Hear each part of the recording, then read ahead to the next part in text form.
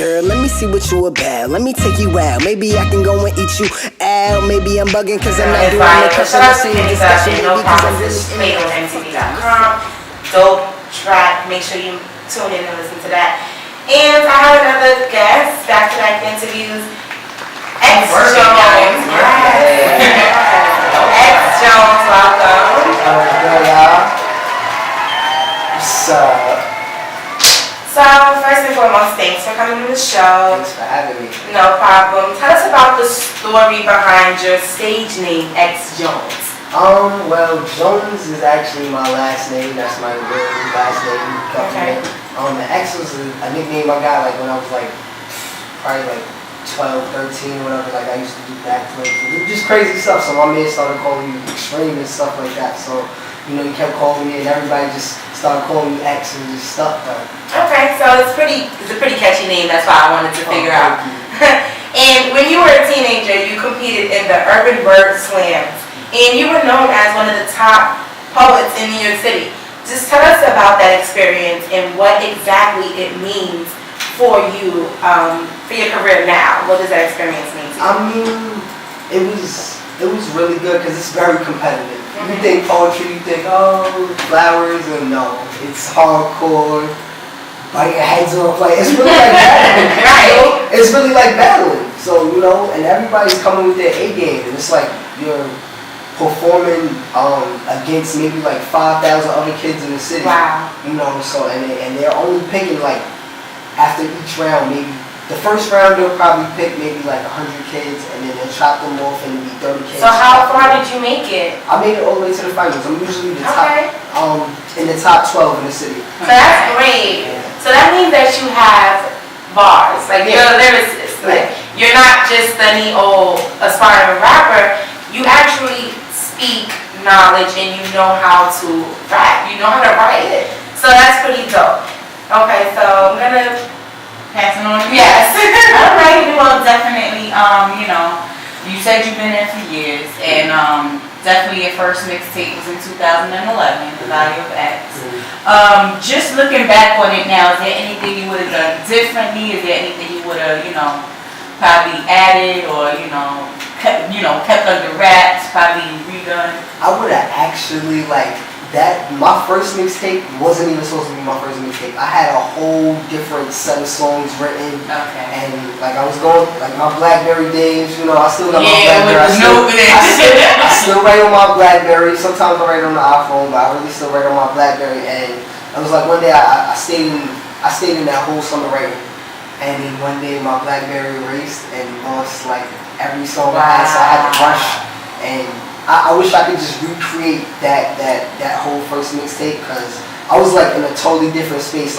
Even though it still came out good, it was more like a rush job. But it still came out great. But I had a whole different set of material that was just crazy.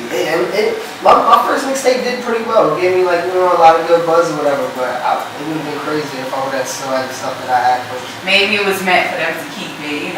True. It wasn't ready yet. It wasn't ready yet. The mixtape I have out now is I love all the material on it. You confident in it? Yeah. I love this body of work. I really put my heart and soul in this one. That's what's up. So with all your work and everything, and you waiting for that phone call, like we ready to get them papers signed. Now, if you had your choice, if you got to choose which label, putting you on the hot seat. Yeah, if you wanted to, choose the record label, who would you choose? Or would you even choose it or stay independent, and why? That's a tough question.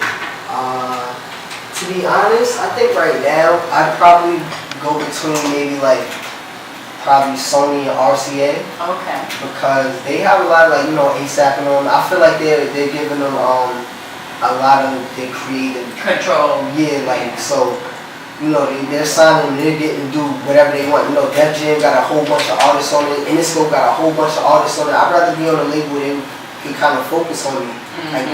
They have that talent for white roster and stuff like that. But I don't think their hip hop acts, they don't have that many. Okay. So that's what's up. That's what's up. And basically, you know, you have your most recent coming up. Yes, the value of X2. Yeah. Right.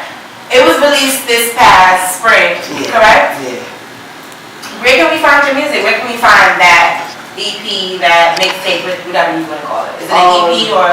I would say it's half and half. I'll probably have maybe like 2 or 3 tracks that aren't mine on there, so and the rest of them are originals. But it's on NatPiff. You can find it on natpiff.com /TheValueX. I didn't really put it on SoundCloud or anything else. I just wanted people just to go to NatPiff. But I need to put it on different outlets because people be like, oh, I want to put it on my phone, so I need to. Well, I have a website, richoflife.com, where I promote up and coming talent. So I'll give you my business card before you leave, and I can definitely promote your music on that site as well. So I'm gonna test you out. Listen to Creepin'. Is this off your EP? I mean, your mixtape? This is going to be on my single, if you take whatever. I'm supposed to be shooting a video for it in like the next 2 weeks, so look out for it by January. Okay. So if you want to introduce your song. Alright, it's your boy X Jones, my song Creepin', so kind of old to TLC and all the bad women out there, so I like it. Hey. Okay. I got that. Alright, you go up the rip. What's up, you creepin' or not? Baby girl, I like you and I think that you hot, but you playing games, messing with these little lames. Let's do something strange, with no strings, I can bring a change. I know you feel me like Philly, you kinda chilly, looking at me with your left eye. You a diva like T-Boz, and I see you in the knee highs.